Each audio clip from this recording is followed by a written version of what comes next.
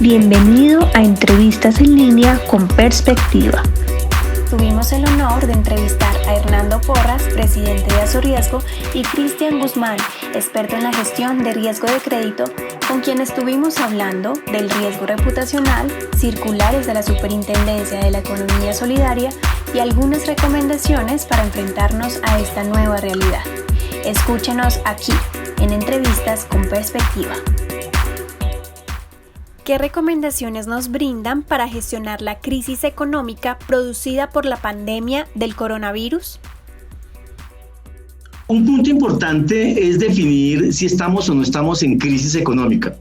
La verdad, las investigaciones que nosotros hemos adelantado específicamente en este año nos han permitido detectar que realmente hay cierta confusión entre lo que es una situación crítica, en lo que es una emergencia y una crisis.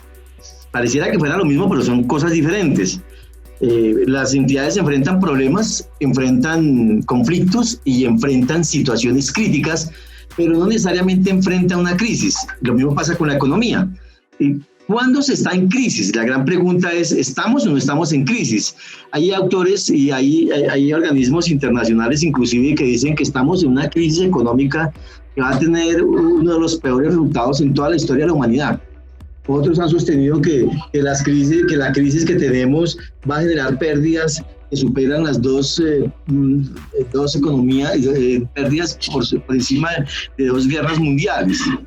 La verdad, nosotros estamos muy lejos de creer que estamos en crisis económica. Estamos como en la antesala de la crisis económica. ¿Qué es una crisis económica o en general qué es una crisis? Una crisis es un continuo de elementos, todos adversos. Una crisis, no podemos decir que porque hoy salió el tema de crecimiento negativo, en más del 15% ya estamos en crisis.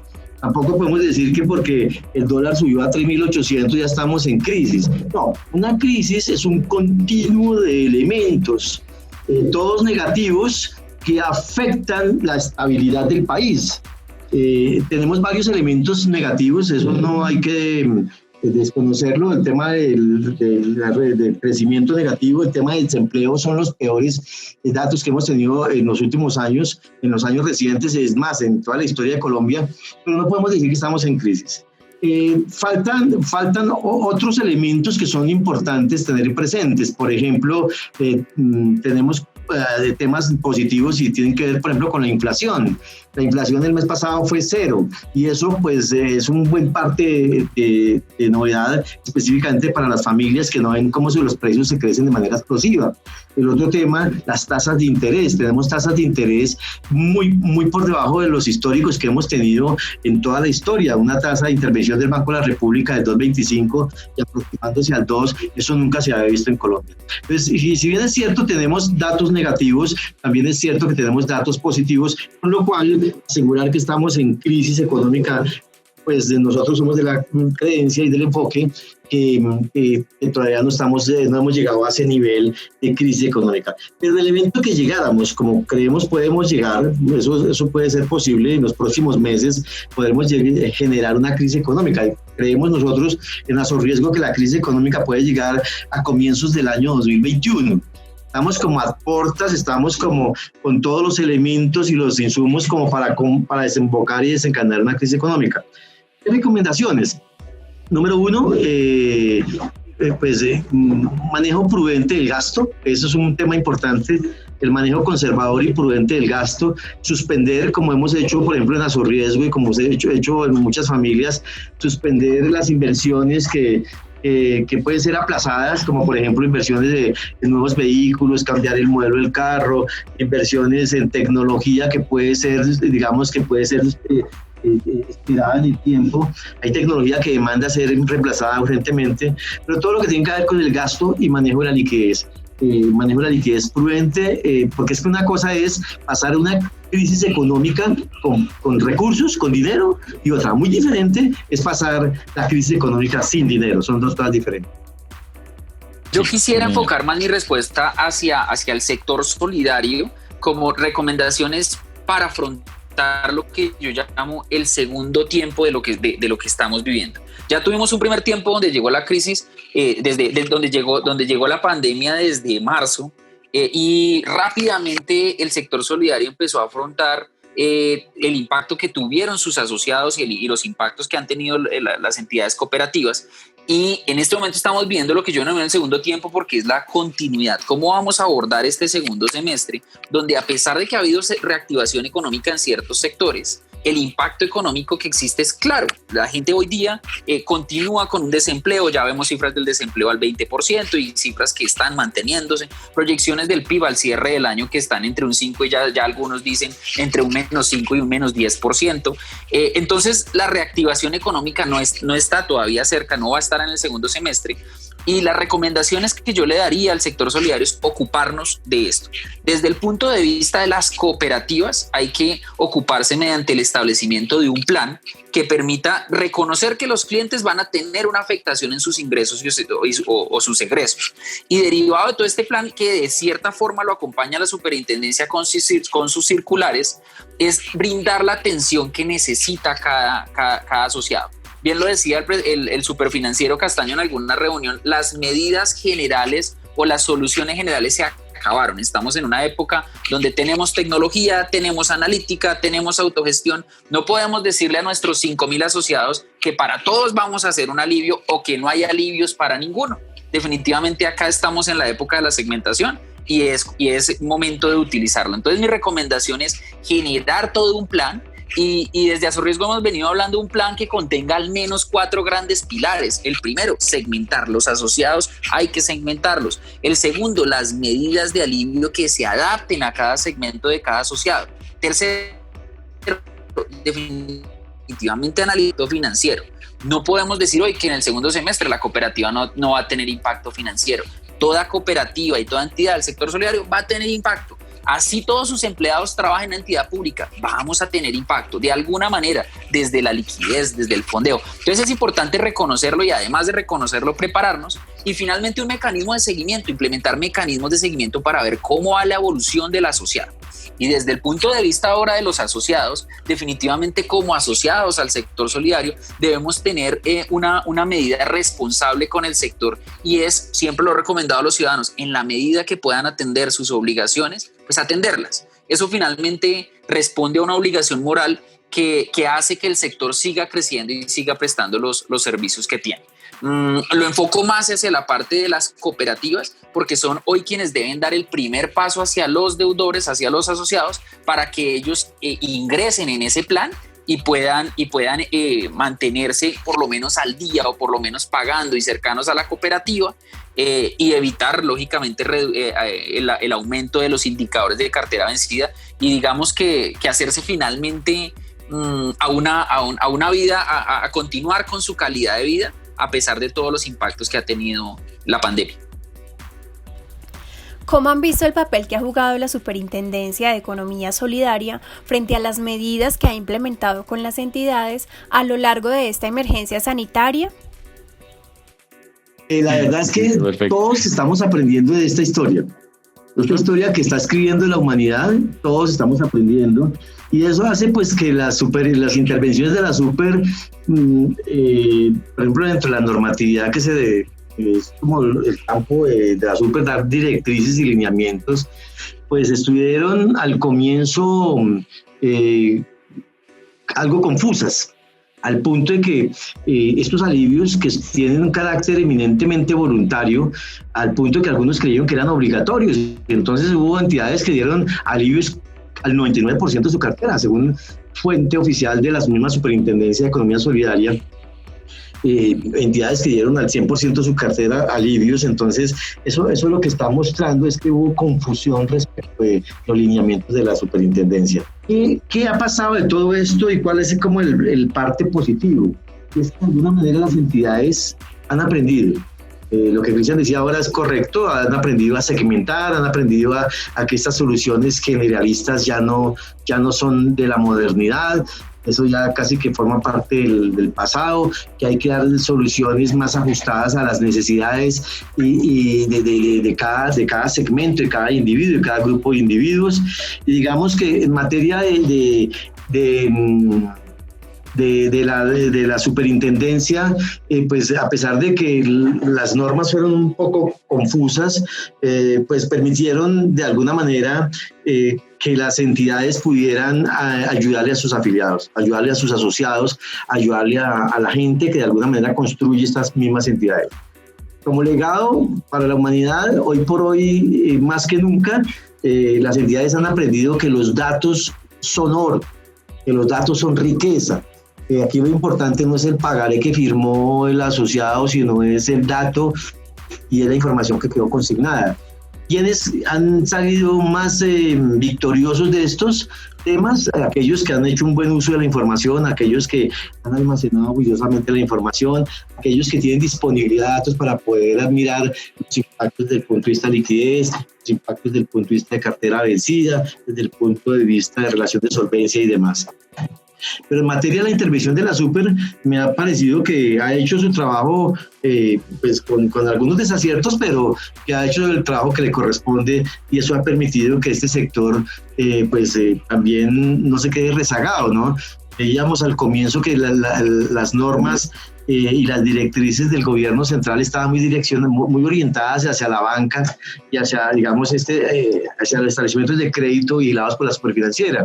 Y nosotros nos preguntábamos, bueno, ¿y en el sector solidario qué? En el sector solidario no hay flujos de recursos, no hay ayudas por parte del gobierno, no hay alivios y no hay nada de esas cosas. Ya con estas intervenciones, con esta normatividad del ente supervisor, se ha podido poner a tono este sector que estaba un poco rezagado, ponerlo a tono con el sector financiero. Un poco desorientado al comienzo, pero yo creo que ya se encontró el camino por donde se deben transitar estas entidades.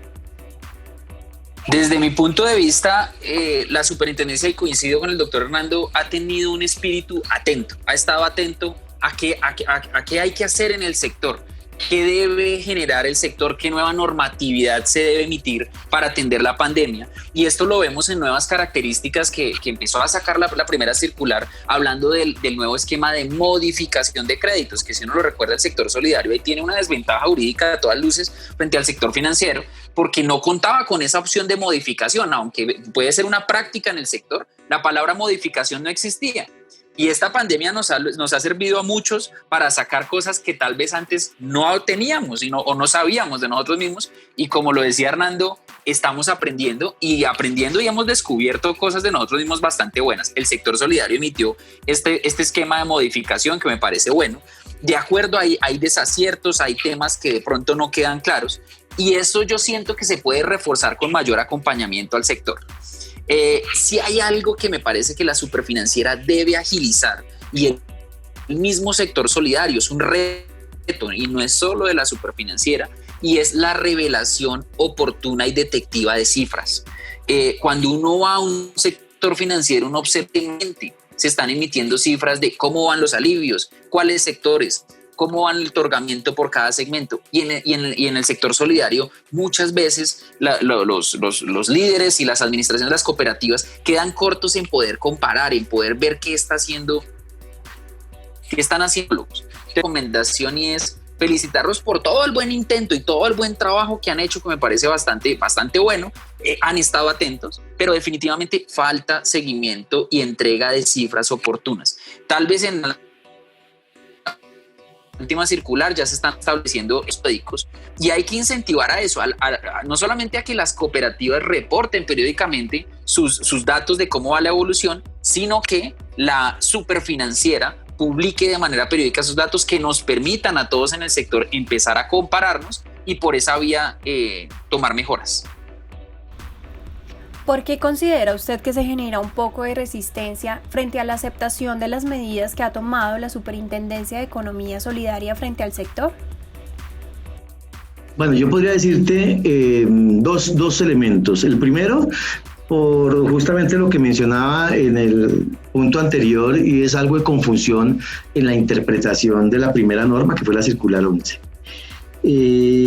Eso por una parte, el generar esa norma que pues fue nueva y que le cayó, digamos, por sorpresa a muchas entidades, digamos, lo que generó fue una cantidad de dudas y un manto ahí de de humo gris sobre el asunto y un mar de confusión. En general, los gremios, cualquier norma, nunca la miran desde el punto de vista de si me sirve o no me sirve, sino de entrada la descartan porque sí, porque simplemente es una norma que voy a tener que cumplir y de entrada tengo que descartarla, y eso hace que se generen cuestionamientos y réplicas y contradicciones a la Superintendencia de Economía Solidaria.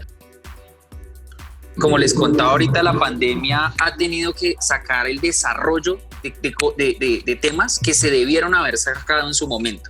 Les voy a poner un ejemplo claro: la digitalización.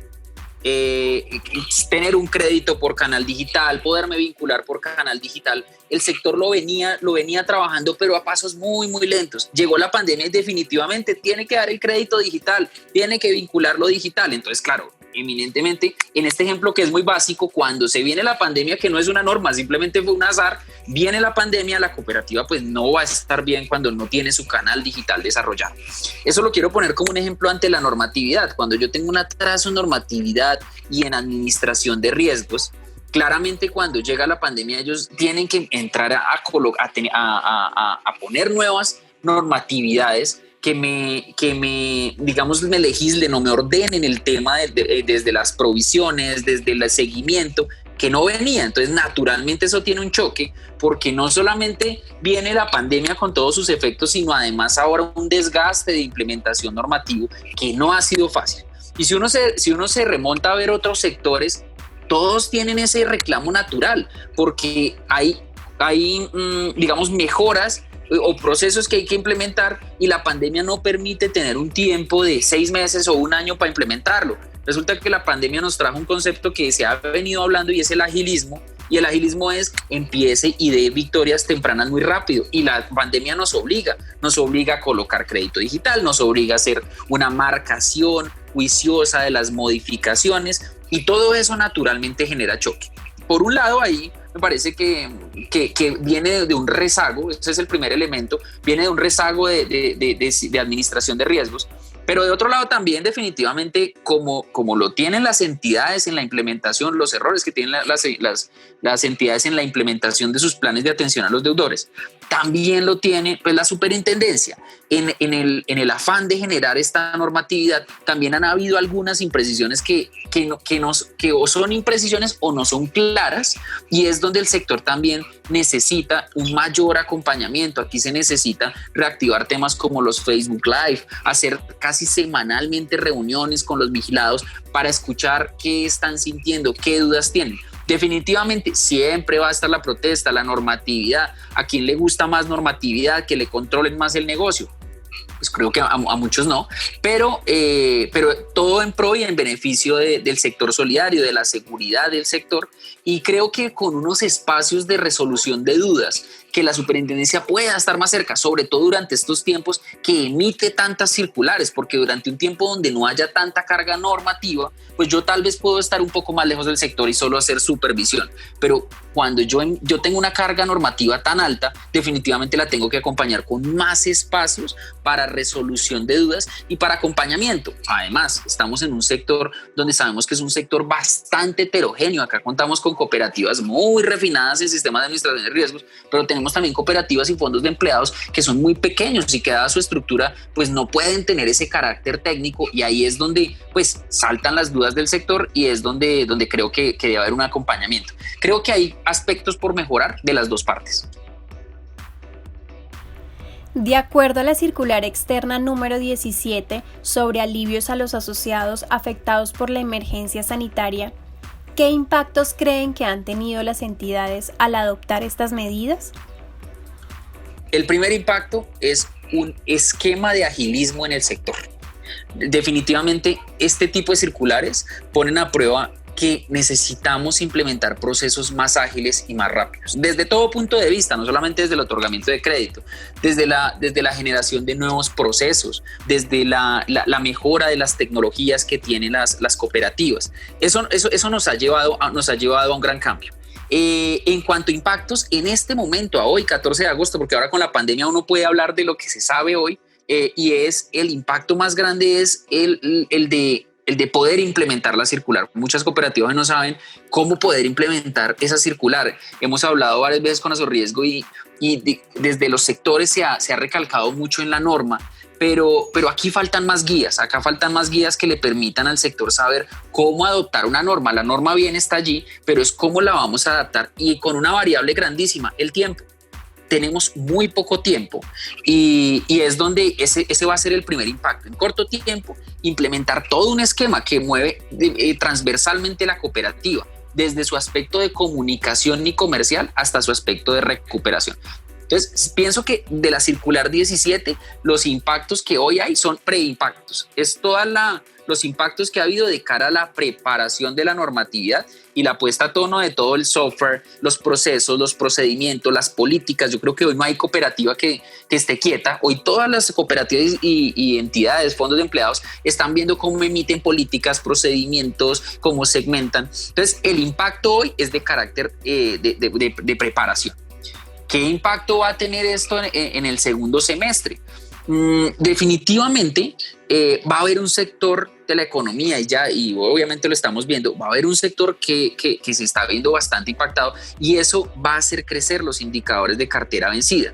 Tenemos que acá cuidarnos mucho porque los alivios no pueden llevarnos a distorsionar las cifras. Yo puedo saber que tengo alivios, pero también tengo que entrar a generar nuevos indicadores que me revisen a mí ese impacto. Entonces, ¿qué impactos va a tener? Impacto desde la liquidez, el primer gran impacto que todos deben desde hoy tener, desde hoy ya lo vienen haciendo, pero ahora con más hincapié, y es revisar la liquidez. La liquidez va a tener un impacto. La cartera vencida, ni más faltaba, es lo primero que se siente ante estos impactos, y es cuál es la cartera vencida que se va a generar de aquí a diciembre. Puede ser que los indicadores de cartera vencida, en virtud de los alivios y las redefiniciones de deuda, no se golpeen de aquí a diciembre. Pero eso yo le llamo un león dormido, porque entonces estamos durmiendo el león para el próximo año. Entonces, mucho cuidado con los indicadores. Ahí es donde llamo la atención de hagamos indicadores de cartera vencida que definitivamente se van a subir, sí, pero necesitamos saber cuál es el impacto con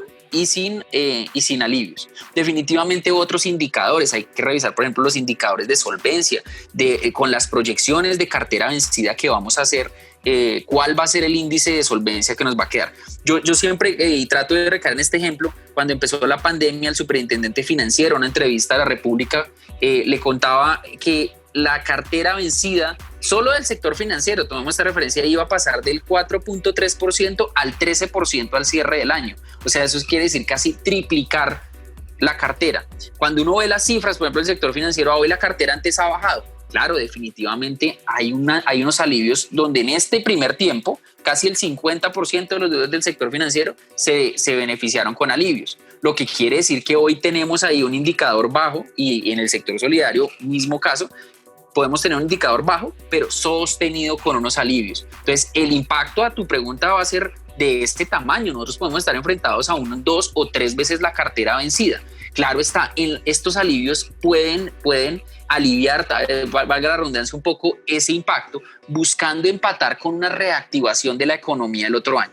Pero yo sí creo que el verdadero impacto se va a ver en el primer semestre del 2021, y de ahí la invitación al sector solidarios: no proyectemos los indicadores a diciembre. A diciembre tal vez se vayan a ver bien y vamos a estar bien. Proyectémoslos a junio del 2021, que es donde está el gran reto.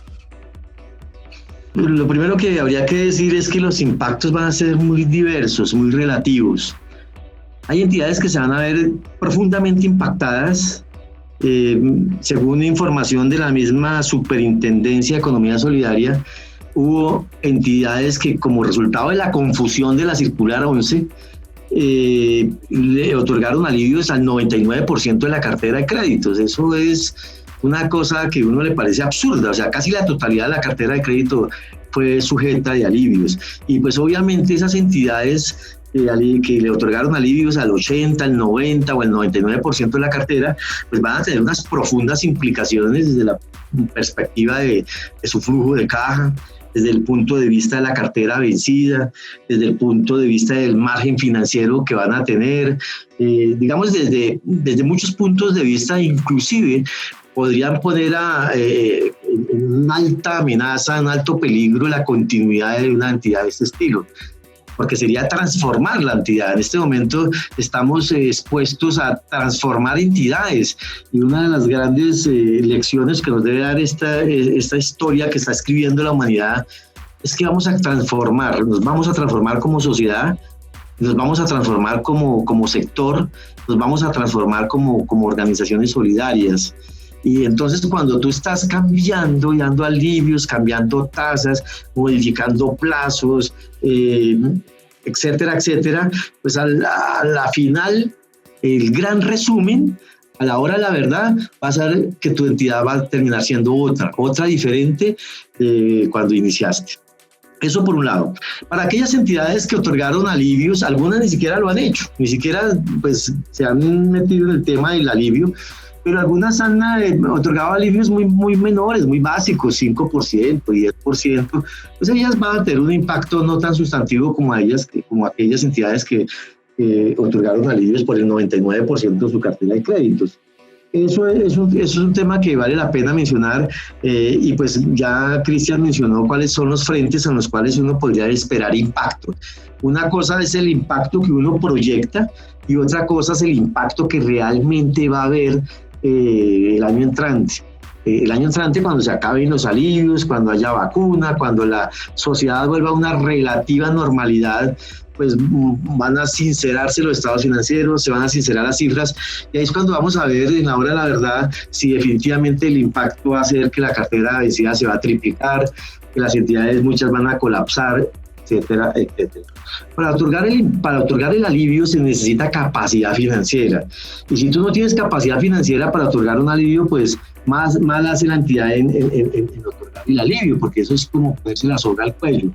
Muchas, como yo decía, lo hicieron pensando que el alivio era una obligación. Justamente por confusión de la primera norma, muchas dijeron, oiga, no, esto aquí es obligatorio dar el alivio, entonces yo voy a dar el alivio al 60% de la cartera. Otras aprovecharon el río revuelto, ¿no? Entonces, cartera que estaba en B, le otorgaron alivios y la pusieron en A. Entonces fue otra forma de poner al día cartera que ya estaba en mal estado. Justamente pues como la norma no era clara y como la norma decía que usted podía cambiar la calificación, entonces si usted estaba en C y le di el alivio, lo pongo en A y entonces le quito la provisión, lo pongo como si fuera un crédito normal cuando en realidad no era normal. Entonces hubo toda suerte de cosas, justamente por lo que comenté al comienzo de mi intervención, justamente por la confusión que se generó en torno a esta primera norma y en torno a que pues tampoco se ayudó mucho en el sentido de que no hubo claridad de cómo hacer las cosas, y pues los gremios lo que empezaron fue a atacar las normas en vez de mirar cómo buscarle soluciones. Lo que se hizo fueron ataques respecto de la normatividad. Esperaríamos que la verdad que los efectos no sean tan devastadores como uno pudiera creer. Esas estimaciones de que la cartera vencida se pueda triplicar, eso no es una buena noticia, eso es una mala noticia, una noticia pero perversa. Ese sí sería otro de los indicadores adicional al crecimiento negativo, adicional al desempleo. La cartera vencida del sector financiero se triplique, eso sí es una de las peores noticias, y ahí sería sumando las noticias malas para llegar a desencadenar en lo que podríamos denominar crisis. Estamos esperanzados nosotros en Azorriesgo que la cosa no llegue a ese color, que no llegue a ese tamaño, y que todo lo contrario, que los alivios se hagan dentro de un marco de responsabilidad social, dentro de un marco de manejo prudente de estos alivios, y que no se den a diestra y siniestra, porque finalmente esto puede desencadenar en que la entidad va a ver comprometida su continuidad. ¿Cómo manejar el riesgo reputacional en estos momentos? En las investigaciones que nosotros hemos hecho en Azorriesgo en los últimos 5 años en materia de riesgo reputacional, nos ha permitido detectar varias fuentes generadoras de riesgo reputacional. Una de ellas tiene que ver con lo que mencionas, son los indicadores y el performance financiero que puedan tener las entidades, el desempeño financiero que puedan mostrar las entidades en el curso de esta emergencia sanitaria y esta potencial crisis económica. Muchos estudios en otras partes del mundo han validado esa teoría de que cuando las entidades recurrentemente empiezan a presentar cifras negativas respecto de un referente, respecto de un promedio, respecto del sector, Normalmente eso tiende a desembocar en un problema de riesgo reputacional. Pero esa es una fuente, digamos, es un factor generador, es una palanca generadora de riesgo reputacional. Pero hay otra que todavía es mucho mayor y que puede sumarse a la anterior. Nosotros hemos encontrado 4 fuentes de riesgo reputacional. Una tiene que ver con la que acabas de mencionar, pero hay otra muy importante y tiene que ver con el tema de comunicación. Las entidades, la comunicación hacia los grupos de interés, hacia los empleados, hacia los asociados, no es lo suficientemente clara, no es lo suficientemente efectiva ni asertiva. Y ese problema de comunicación respecto, por ejemplo, de los alivios, respecto del manejo de estas circulares, respecto del mismo empleo, los empleados de las cooperativas están temerosos de perder el empleo algunos, los asociados están temerosos de perder los recursos porque si la entidad se quiebra pueden ver comprometidos sus recursos. Todos andamos algunos con temores y otros con pánico. Lo cierto es que en esta época pues ese es el común denominador. Y eso hace que se ponga en tela de juicio un elemento importante y es la confianza. La confianza del empleado hacia su entidad, la confianza del asociado respecto de su cooperativa, la confianza del ente supervisor de que están cumpliendo las normas como él lo dice. Y obviamente, si se pierde la confianza, pues empieza a exacerbar el riesgo reputacional.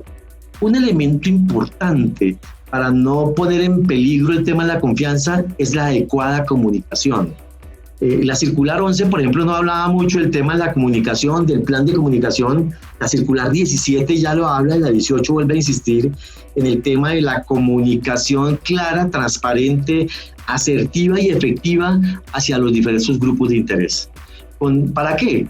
Pues porque estamos en medio de un problema y a eso sumarle otro problema de materia de crisis reputacional, pues sería devastador. Recuerden ustedes normalmente las crisis pueden generar otras mini crisis. Entonces, si estamos en una crisis económica y a eso le sumamos una crisis reputacional, podemos convertir esas 2 crisis en una crisis organizacional. Y ya tenemos 3 crisis que puede ser una crisis del sistema. Y eso es lo que no podemos evitar.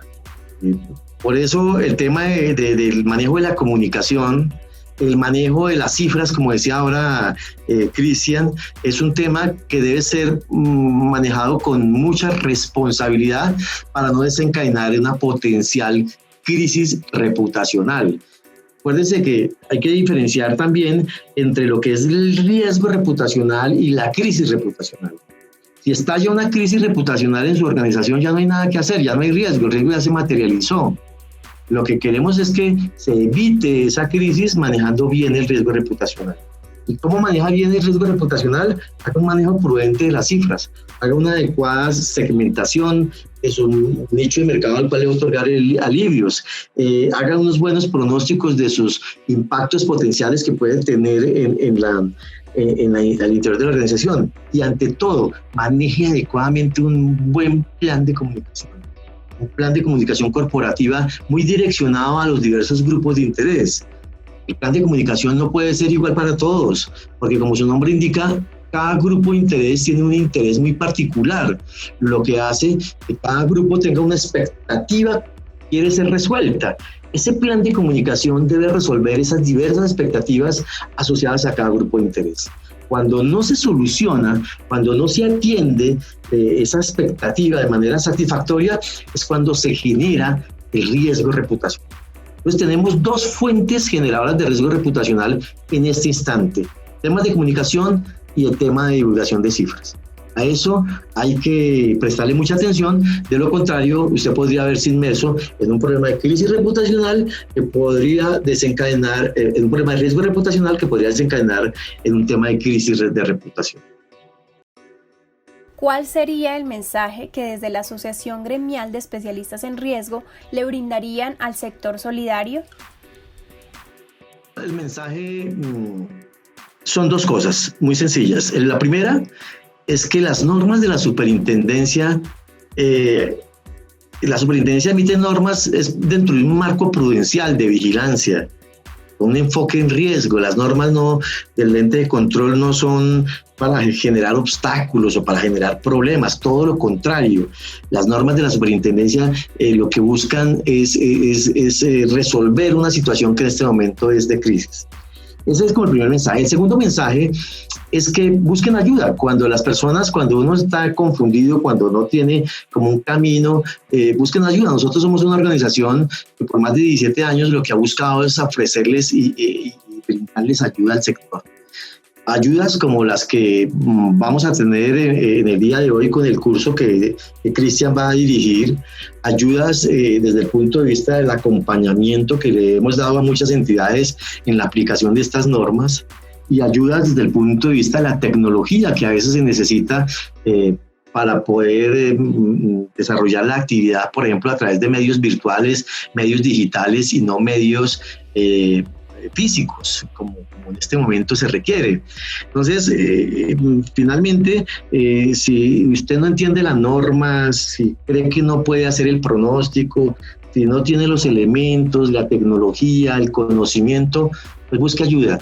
Nosotros nos ofrecemos y nos hemos ofrecido durante muchos años al sector solidario como uno de nuestros grandes sectores consentidos para ayudarles en lo que quieran, en el desarrollo de los pronósticos, de los impactos que puede tener el otorgar alivios, en el tema de la segmentación, en el tema de la tecnología, en el tema de la capacitación. Las normas no son para cuestionarlas, es mirar la cara amable y el enfoque positivo de la norma, y si no la entiende, si se siente incapaz de aplicarla, para eso estamos nosotros.